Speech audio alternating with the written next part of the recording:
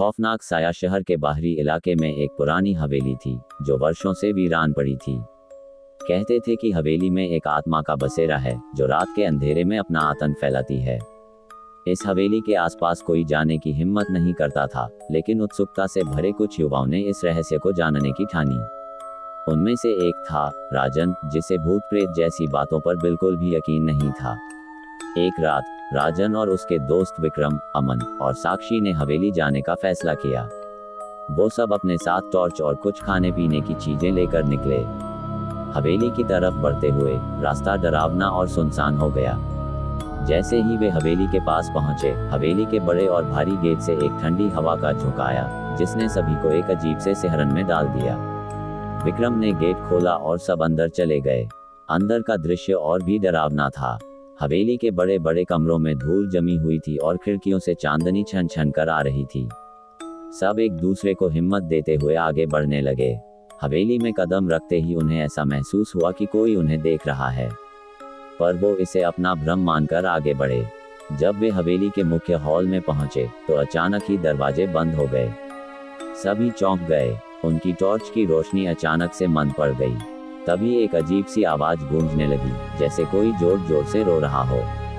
साक्षी ने डर के मारे राजन का हाथ पकड़ लिया। राजन ने कहा, ये सब बकवास है, शायद हवा की वजह से दरवाजे बंद हो गए हैं। चलो देखते हैं। वो सब जैसे ही एक कमरे में दाखिल हुए, वहां एक पुराना झूला था जो खुद ब खुद हिलने लगा। सभी के चेहरों का रंग उड़ गया। अमन ने डरते हुए कहा, यहाँ कुछ गड़बड़ है, हमें वापस चलना चाहिए। लेकिन राजन ने उन्हें शांत रहने को कहा और झूले की तरफ बढ़ा। जैसे ही वह झूले के पास पहुंचा, उसके पीछे से किसी ने उसके कंधे पर हाथ रखा। राजन ने तेजी से पलट कर देखा, पर वहां कोई नहीं था। उसकी सांसें तेज हो गईं। अचानक विक्रम की चीख सुनाई दी। सभी उसकी ओर दौड़े और देखा कि विक्रम फर्श पर गिरा हुआ था। उसकी आंखें फटी की फटी रह गई थीं और वह कुछ बोल नहीं पा रहा था। सबको समझ में आ गया कि यहाँ कुछ भयानक हो रहा है।